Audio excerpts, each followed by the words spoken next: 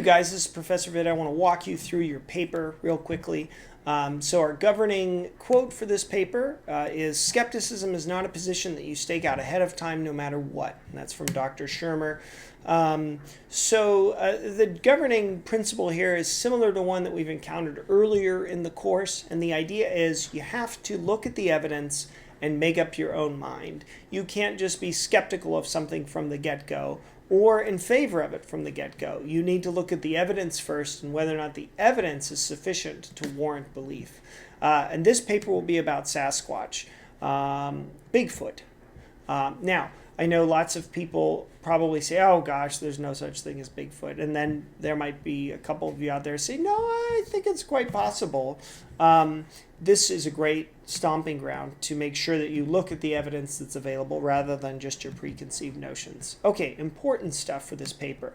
It is worth 20% of your grade, so make sure that it's grammatically correct, there are no typographical errors, that sort of stuff is very important. The paper is due July the 25th at midnight, and the length is 4 to 5 pages. That's just a recommendation. It does not have to be 4 pages exactly. Please don't change your font or your margins or something to get it into that range. Just get it close. I'm more concerned with the substance of your paper. Also, your citation format will be MLA. Include a works cited page. Okay, here are your directions. You're going to read The Sasquatch, An Unwelcome and Premature Zoological Discovery by John Bindernagel. Then you will read Bigfoot at 50, Evaluating Half a Century of Bigfoot Evidence by Ben Radford. The first article by John Bindernagel is pro-Bigfoot. The second is the skeptical position. So you will read both of those. They are both included at the end of the packet you have downloaded already. And I start on page 3. So this is Bindernagel here.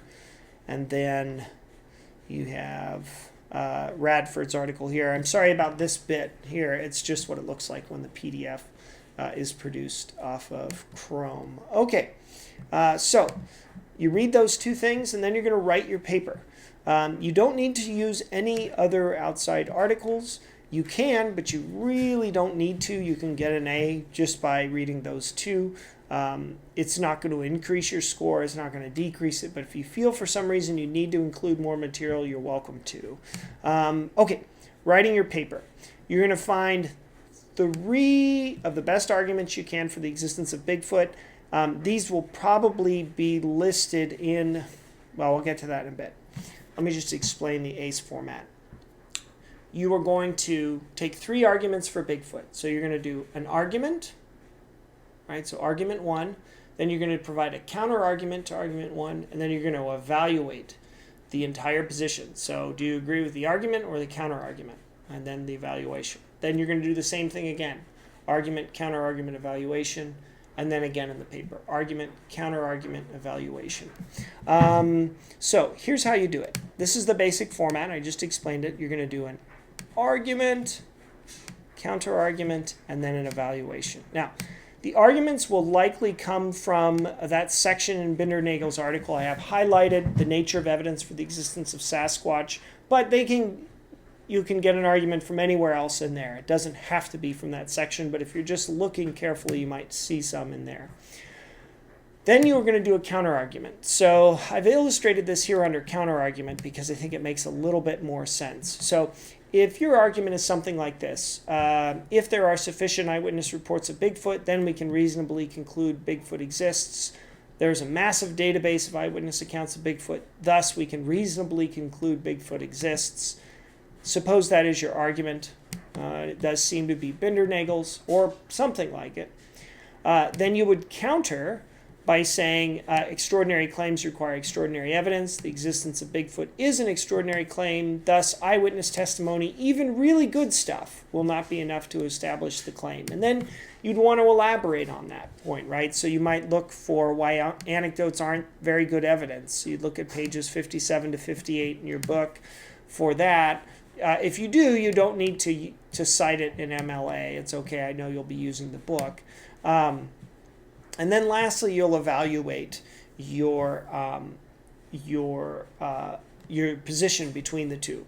So here you might say something like, although eyewitness testimony, so this is your evaluation, right? This is where you're kind of trying to take both sides and figure out where you come down on it.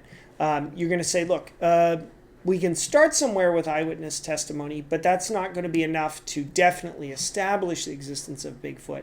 There's just too many factors to make eyewitness testimony and anecdotes, stories, reliable. Okay.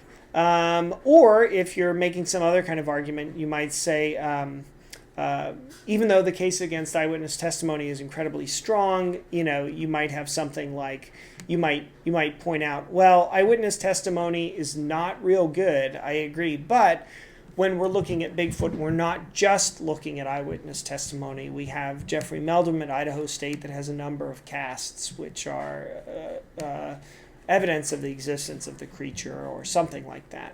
Okay, that will be it. You're going to do that 3 times. So you'll pick an argument, counter-argument, and then evaluate. So, eyewitness testimony, history, people have told Bigfoot stories for a long time. I don't need to read the Bindernagel article for you, but the section that is perhaps best for you is something like this right here, 55 to 56. Okay, you guys, if you have any questions or comments, please feel free to let me know. Make sure you spell check and look at the grammar. Those things are important because they can prevent you from getting your ideas across. Okay, I look forward to seeing the papers, and if you guys have any questions or comments, please feel free to contact me, rvitt@lbcc.edu.